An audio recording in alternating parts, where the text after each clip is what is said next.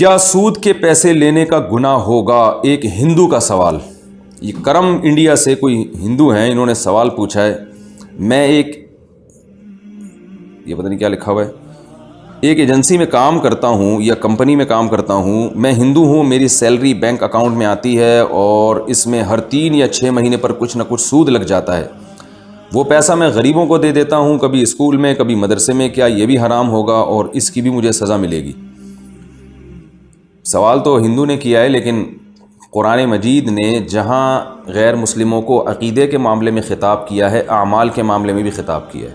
قرآن مجید میں جگہ جگہ جو اہل جہنم کی اللہ نے علامات بیان کی ہیں، جہاں یہ بیان کی ہے کہ یہ لوگ شرک کیا کرتے تھے، وہاں یہ بھی بیان کیا ہے کہ یہ نماز نہیں پڑھتے تھے، یہ زکوٰۃ نہیں دیتے تھے، حالانکہ نماز اور زکوٰۃ تو خالصتاً مسلمانوں کا شعار ہے۔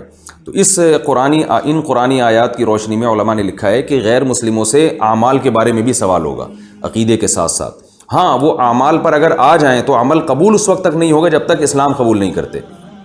تو کوئی بھی غیر مسلم اگر جس کا عقیدہ شرکیہ ہے وہ اسلام قبول نہیں کرتے، تو جہاں ان کو اس شرک کا گناہ ملے گا، وہاں بدعمالیوں کا گناہ بھی ملے گا۔ لہذا اگر کوئی غیر مسلم ایسا ہے جو سود بھی کھاتا ہو اور شرک بھی کرتا ہو، اور ایک غیر مسلم ایسے ہیں جو یعنی شرک کرتا ہے مگر وہ سود نہیں کھاتا، تو دونوں کے درجات میں قیامت کے دن فرق ہوگا۔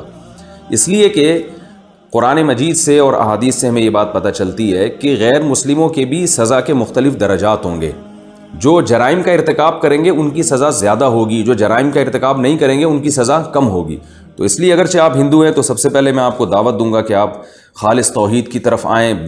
پتھر سے بنے ہوئے بت ہیں جو ہم اپنے ہاتھ سے بناتے ہیں، ان کی عبادت کرنا یہ بالکل عقل کے خلاف ہے، اور یہ کسی کو بھی قیامت کے دن اللہ کے عذاب سے نہیں بچا سکتے۔ تو آپ پورے اسلام میں داخل ہو جائیں، اور ساتھ ساتھ آپ اگر سود سے بچ رہے ہیں تو یہ بہت اچھی بات ہے۔ یہ چیز بھی انشاءاللہ آپ کے فائدے کا سبب بنے گی، اور بسا اوقات غیر مسلم کی نیکی اس کے مذہب کی تبدیلی کا ذریعہ بن جاتی ہے۔ حدیث میں آتا ہے کہ ایک صحابی رسول اللہ صلی اللہ علیہ وسلم کے پاس آئے اسلام قبول کرنے، پھر انہوں نے اپنا واقعہ سنایا کہ یا رسول اللہ، میں نے زمانہ جاہلیت میں 100 لڑکیوں کو زندہ دفن ہونے سے بچایا ہے۔ انہوں نے اپنا واقعہ بیان کیا کہ میں کہیں جا رہا تھا تو مجھے آواز آئی، میاں بیوی میں جھگڑا ہو رہا تھا، تو عورت جو ہے نا وہ اپنے بچے کو بچانے کی فکر میں تھی، بیٹی کو بچی جنی تھی اس نے، اور باپ کی کوشش یہ تھی کہ وہ اس کو زندہ دفن کر دے۔ تو میں نے جا کے ان سے پوچھا، میں نے کہا تم یہ چاہتے ہو نا کہ یہ بچی تمہاری نظر سے دور ہو جائے؟ باپ سے میں نے کہا، تو اس نے کہا ہاں۔ تو کہا یہ مجھے بیچ دو، تمہاری نظر سے میں ہمیشہ کے لیے دور کر دوں گا، اس کو زندہ دفن نہ کرو۔ تو وہ کہتے ہیں اس طرح میں نے 100 لڑکیوں کو زندہ دفن ہونے سے بچایا ہے۔ تو یا رسول اللہ، یہ کفر کی حالت میں نے یہ نیکی کی تھی، تو کیا اس کا قیامت کے دن مجھے ثواب ملے گا؟ تو آپ صلی اللہ علیہ وسلم نے فرمایا کہ اسی نیکی کی وجہ سے اللہ نے تمہیں اسلام کی توفیق دی ہے۔ تو اس سے معلوم ہوا کہ آپ کوئی بھی نیکی کریں، سود سے بچنا بھی ایک نیکی ہے، تو اس کی برکت سے اللہ تعالیٰ انشاءاللہ آپ کو اسلام کی بھی توفیق دیں گے۔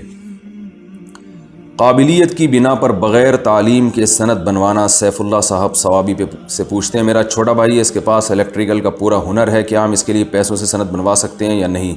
نہیں بنوا سکتے، یہ دھوکے میں آئے گا، چاہے وہ کتنے ہی ماہر کیوں نہ ہوں۔ سرٹیفکیٹ کے لیے جو پورا ایک پروسیس ہے اس سے گزرنا پڑے گا۔ البتہ اگر سند بنوا لی ہے اور اس سے وہ جاب کرتے ہیں تو جاب حرام نہیں ہوگی، صرف سند بنوانے کا گناہ ہوگا۔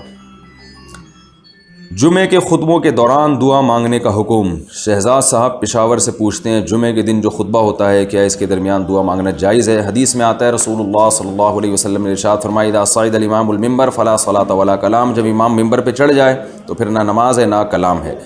تو اس سے پتہ چلتا ہے کہ خطبے کے مکمل خطبے کے دوران خاموشی کا حکم ہے، تو اس لیے 2 خطبوں کے درمیان جو امام توقف کرتے ہیں تو وہاں بھی خاموش رہنے کا حکم ہے۔ بعض علماء کی یہ رائے ہے کہ وہ وقت ایسا ہے جس میں دعا قبول ہوتی ہے، جیسے کہ حدیث میں آتا ہے جمعے کے دن ایک گھڑی ایسی ہے جس میں دعا قبول ہوتی ہے۔ اکثر علماء اس طرف گئے ہیں کہ وہ گھڑی عصر کی نماز کے بعد ہے، اس لیے جمعے کے دن عصر کے بعد دعا کا اہتمام کرنا چاہیے۔